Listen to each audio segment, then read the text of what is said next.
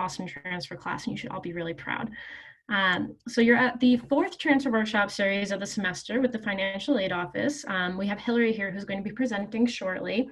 Before we get started though, just a couple of reminders. So attending 2 transfer workshops gets you qualified to join CTHS, the Crimson Transfer Honor Society, as long as you also get a 3.5 GPA within your first 12 credit hours. So keep those grades up. Tons of resources out there for that. And then we also have an alumni panel hosted by CTHS, so you're all welcome to join in just a couple of weeks, and I'll drop the link for that in the chat once Hillary gets started, so you have that. And then later on in the event, I'll also drop the attendance link so that you get your credit for attending. Just a reminder, RSVPing does not count towards attendance. It's a different link. So just keep an eye out for that later today. Other than that, we also have, I see a few different Crimson mentors in the program today, so they will all be here for questions at the end as well. For anybody who's interested, we will be hiring more Crimson mentors at the end of next year for the following school years. So if that sounds like something, definitely keep an eye out for that. So with that, I'm gonna hand it over to Hillary, who is. Hi, everybody. My name is Hillary Harris, and I'm the Assistant Director for Marketing Outreach and Scholarships and Financial Aid. So I developed a presentation for you today. So I do have screen sharing, so let me get that ready.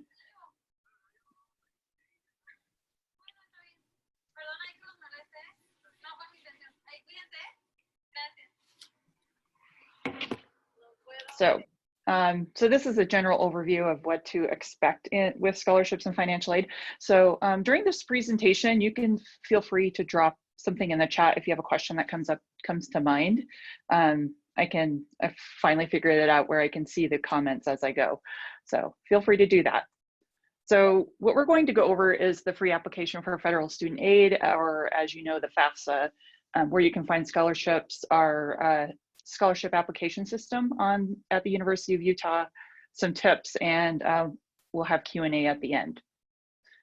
So for the free application for federal student aid for the FAFSA, as we all know, it has opened, already opened. It opened on October 1st. It opens on that day every year. So now you can complete the 21-22 FAFSA for next year. So, and we really recommend getting that done sooner than later.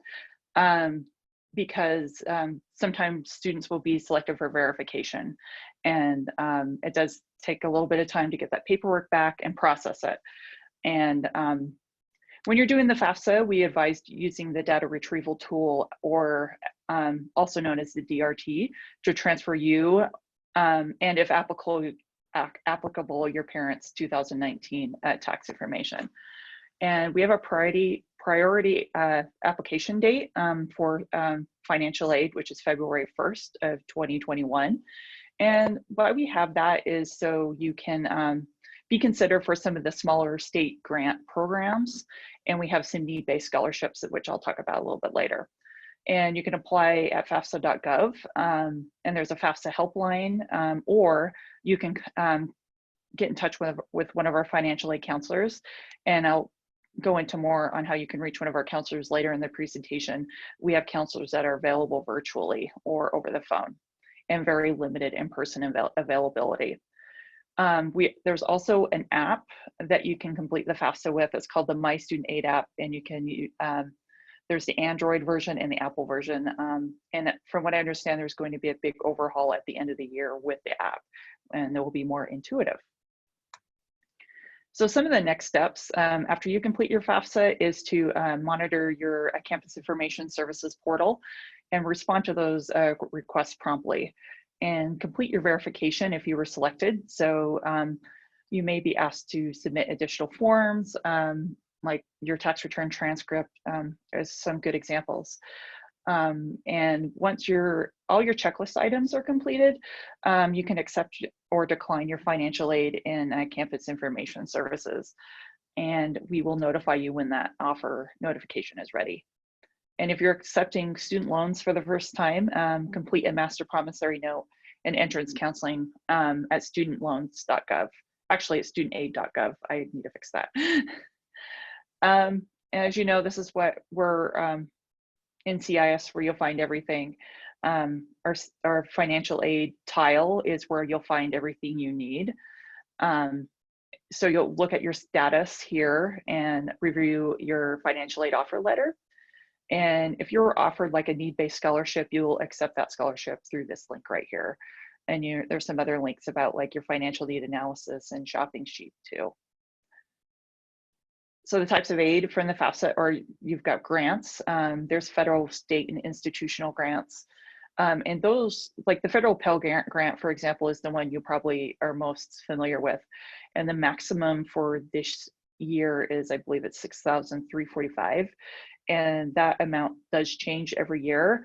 That's the maximum, but depending on eligibility, you could be eligible for the max or a partial amount of that, depending on what's called expected family contribution, EFC, and that is determined like by your federal tax information, how many is in the household, how many is in college, for example. And then there's Federal Work Study, which is a federal program where you could work on campus, and you don't get this federal work study money up front, and you work towards this amount. So the maximum is like $5,000 for the academic year, and you'll earn that money through a on-campus work study position.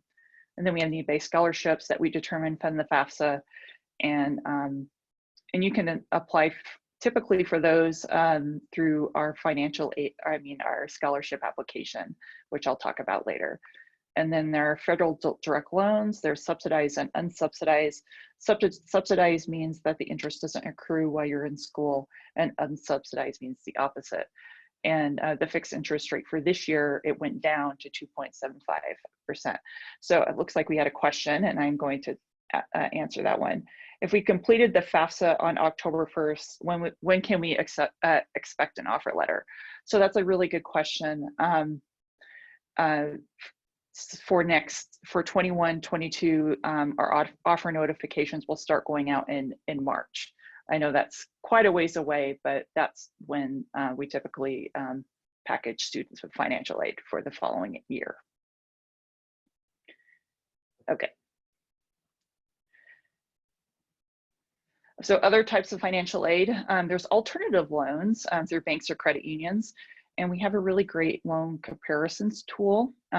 This is a really good option if you've maxed out your federal loan eligibility, because that tends to happen if you have been in school for a while.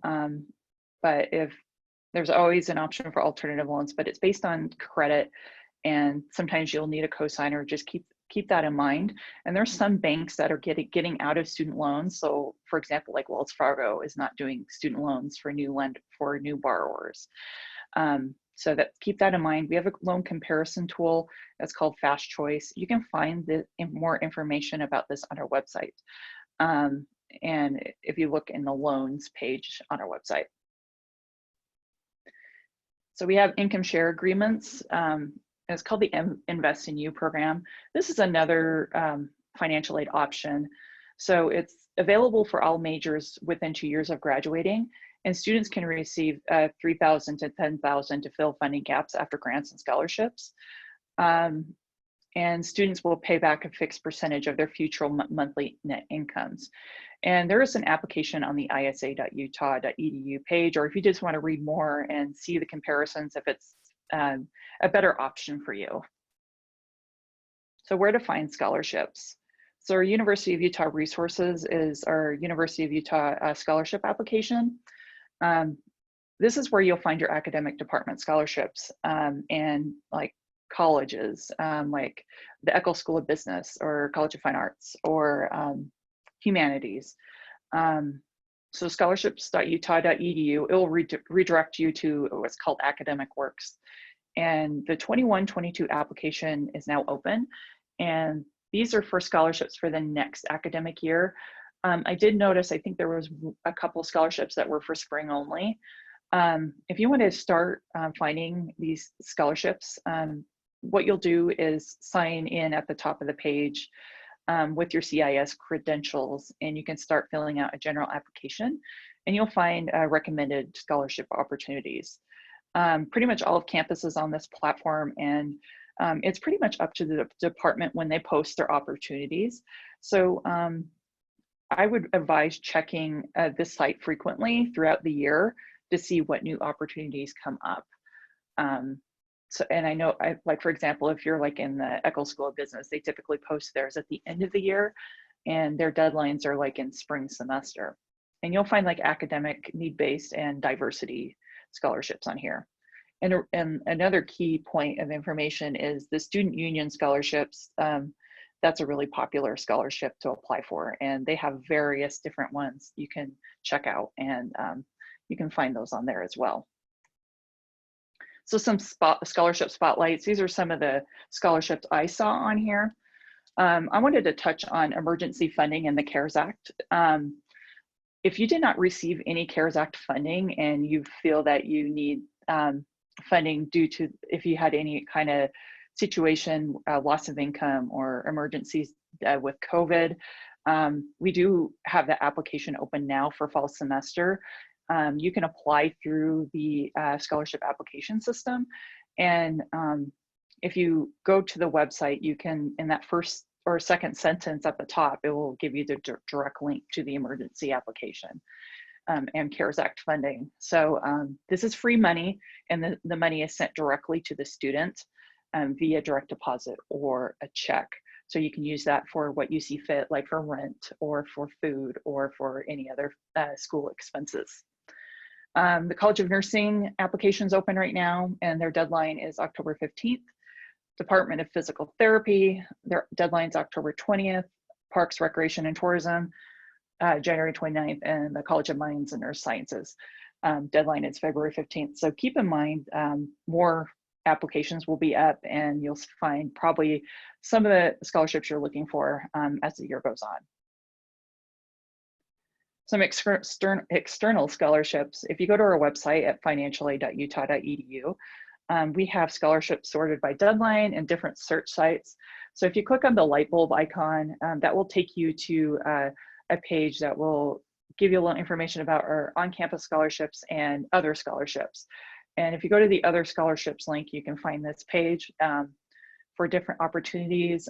We receive emails and notices of different scholarship applications, and I'm the one who posts these on here. So, and I try to keep that updated monthly, twice a month. So this is a page, another page you can check frequently. And if you're an international student, we advise students to check out this website that the admissions office set up. They have a scholarship page that's really nice for scholarship opportunities. Our office does not have specific scholarships for international students, but you can check the scholarship application page, for example, if there's any departments that do offer scholarships for international students, or go to this website that admissions has put together. Some local opportunities, you want to check with your employer or your parents' employer. Some commonly known companies that do offer scholarships for students is like the Larry H. Miller Corporation and Starbucks, UPS, Adobe. Any churches, they might have opportunities, professional affiliations, ethnic foundations, and charities and nonprofits. I'm gonna see if there's any other questions. I applied and never received an email confirmation or anything. So if you apply for our scholarships application system, and if you didn't receive a scholarship, we don't send emails to those who didn't receive a scholarship. If you received the scholarship, you'll get the notification that you received it. And if you applied through the application system through a certain department, reach out to that department and see if they've actually offered those scholarships yet, if they sent their notifications out. For the CARES Act,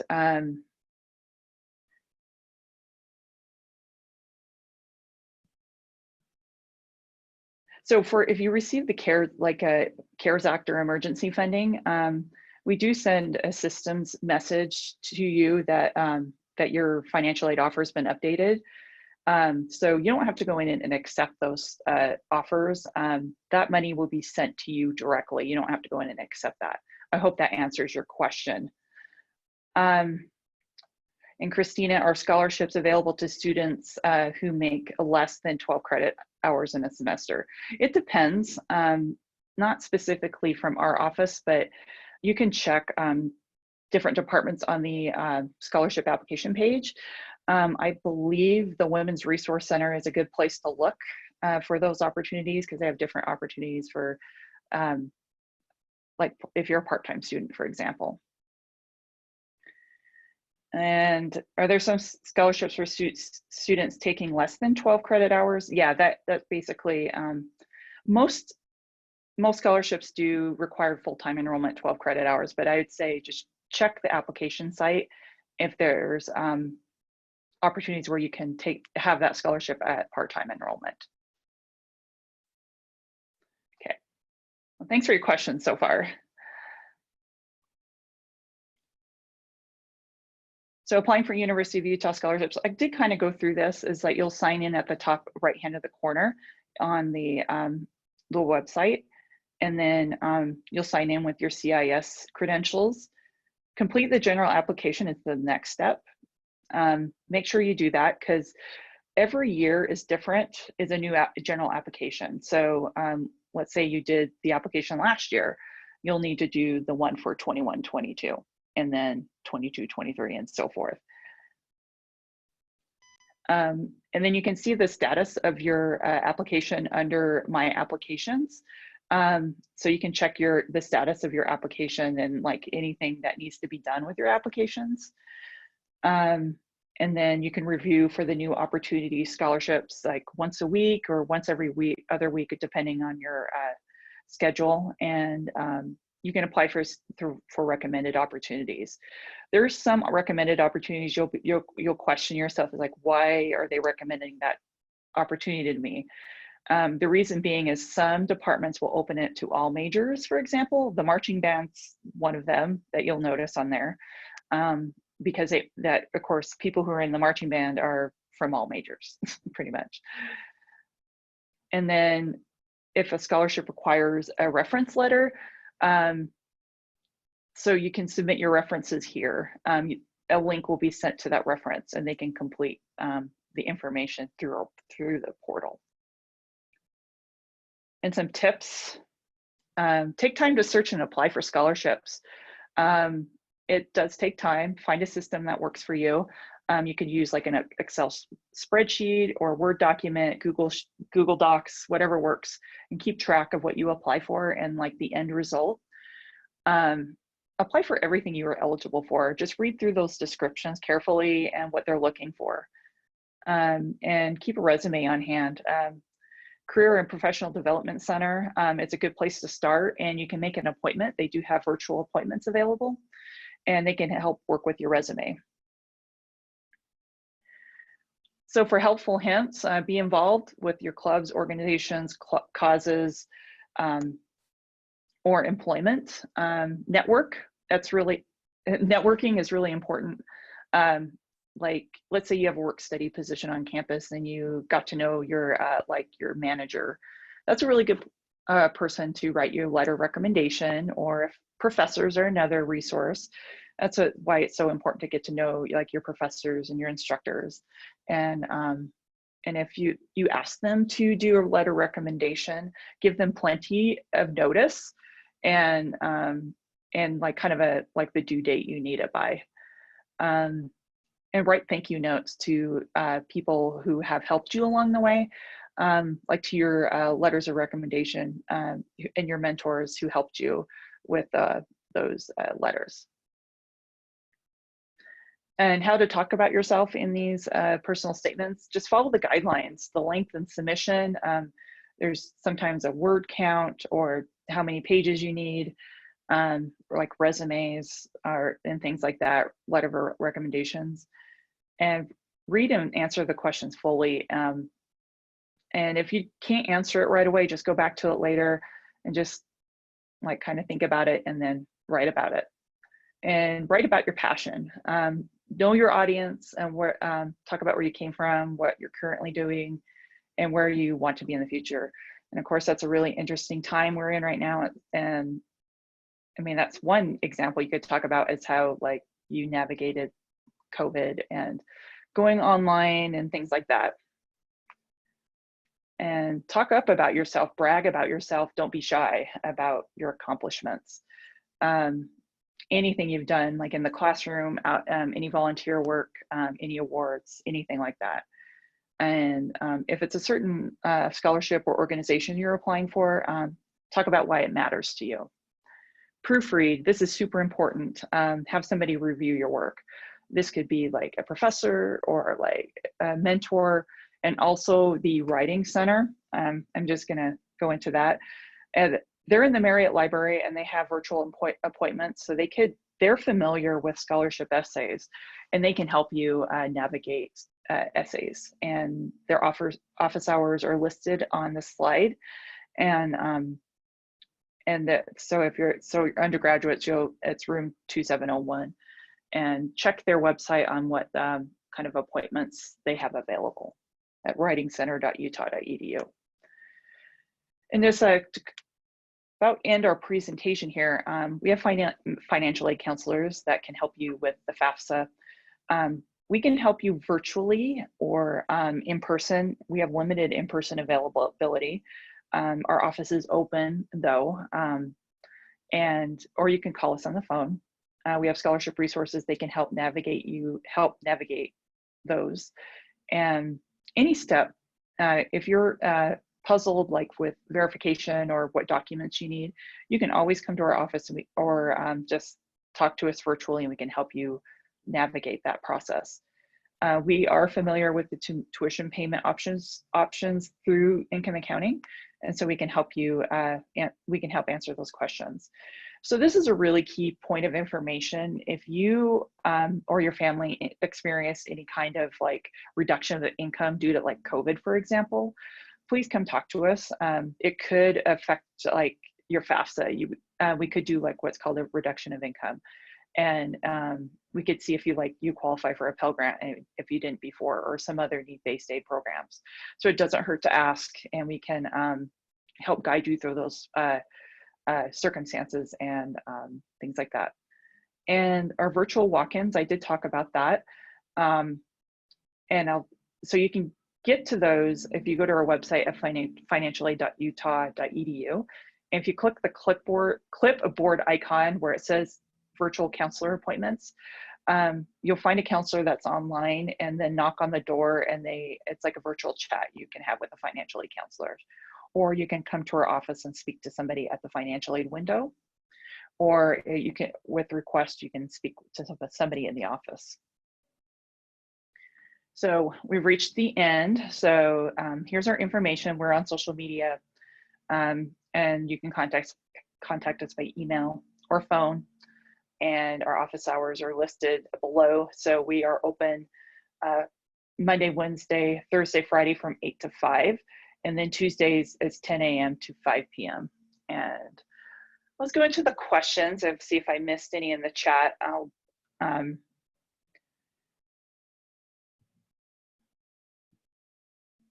Let's see. Yep, the Writing Center is always great for that applying for review process. I agree.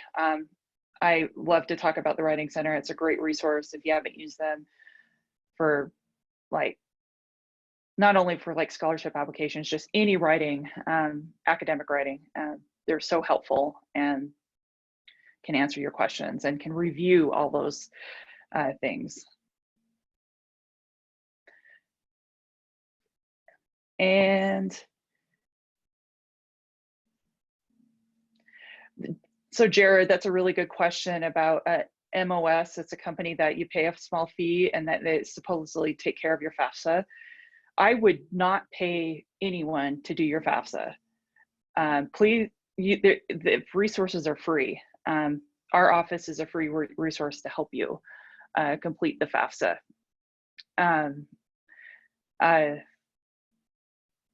And it says like take care of applications that your financial aid office cannot. I would not recommend a business like that. you should not pay for any company to do any financial aid work for you.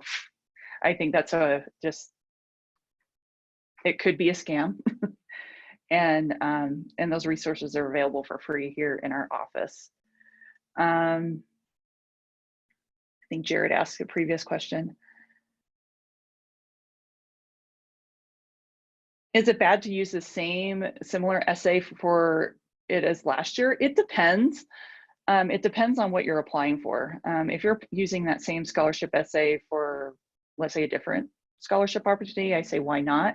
If it's for the same kind of scholarship, I would maybe do something different. You never know who's on that committee. They could be reading the same applications that following year.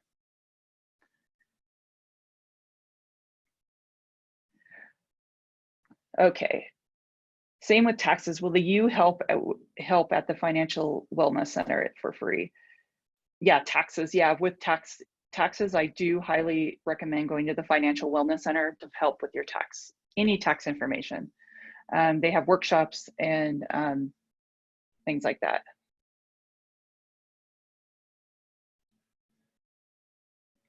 Am I able to look at how much FAFSA funding I have left? Yes, you can contact our office to see what your how much your eligibility is remaining. I don't know how things scribbled on my screen. I apologize for that. What should I do if I haven't worked since March 2020 and FAFSA is using my 2019 income? I didn't make a lot in 2019. I'm just concerned with my student contribution. So Travis, come to our office and we can or as I said, with a financial aid counselor appointment. You can do that virtually or just come to our window and ask to speak to a counselor to see if we can consider a reduction of income. If we applied for scholarships for this academic year and the scholarship committee hasn't accepted or rejected anyone by now, is it likely that the scholarship will not be awarded at all? It's possible. As I said, reach out to that department to see if they have offered those scholarships.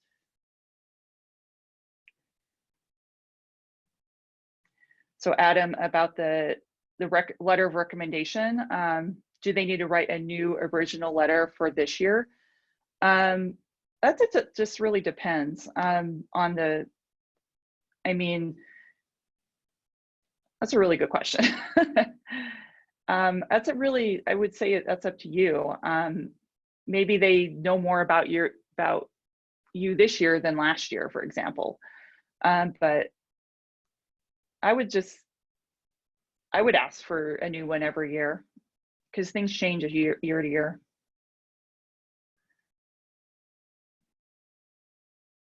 Any other questions? These are really good questions, lots of detailed questions.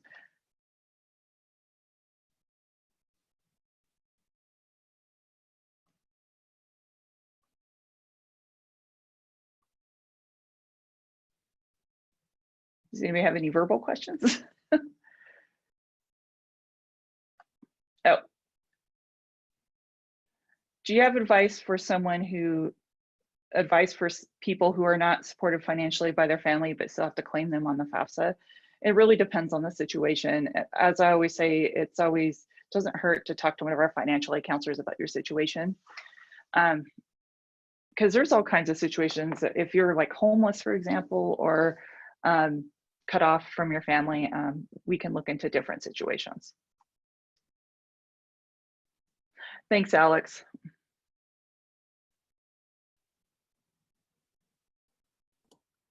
Awesome. Hillary, thank you so much. I love seeing all these questions. That means that you've been super helpful. You're welcome. I'm so glad to meet with all of you. I wish we were in person, but hopefully next year, fingers crossed. Hopefully. So I'm dropping the link for attendance in the link, everybody. And thank you all for saying thank you. That's so nice. I love that. Yeah. So everybody, please make sure to click that link for attendance. Click it a couple times because it does get overwhelmed as you all click it.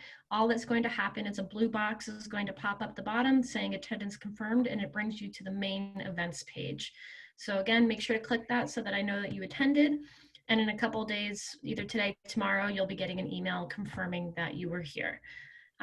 Thank you all so much. Are there any questions for the Crimson Mentors, just about life, school, that anybody has that the Crimson Mentors can help you with?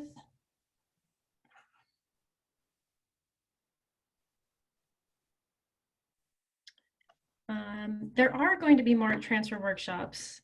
Hold on one second, I can get you that schedule right now. There are 4 more, so you still have a bunch more opportunities to attend.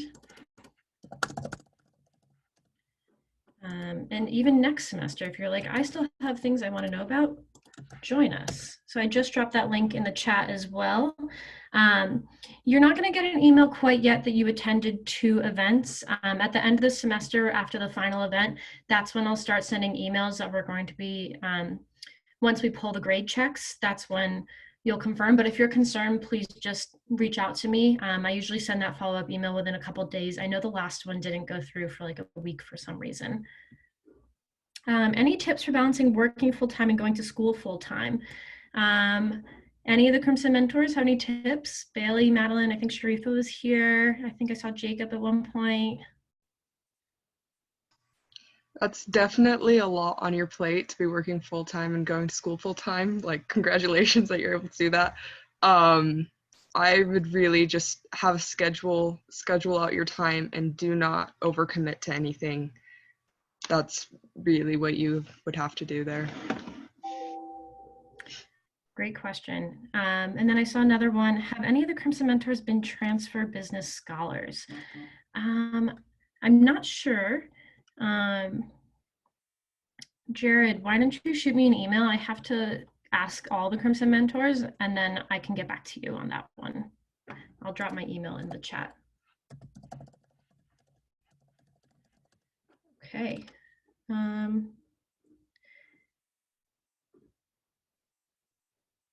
Adam, this is your first event. You can definitely reach out to one of the Crimson Mentors. We're not assigning them at this time anymore, but feel free to ask them questions. So Bailey is one, Madeline is one, so feel free to shoot them a DM. I think Sharifa was here, and they can connect with you. And then I'm going to drop that attendance link one more time because I know that it may have gotten lost. But for everybody else, thank you all so much for being here. Hopefully we'll see you at the alumni event coming up and at the next Transfer Workshop series. And thank you, Hillary, so much for presenting. Thank you.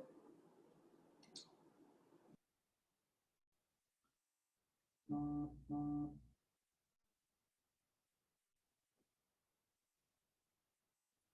so many people.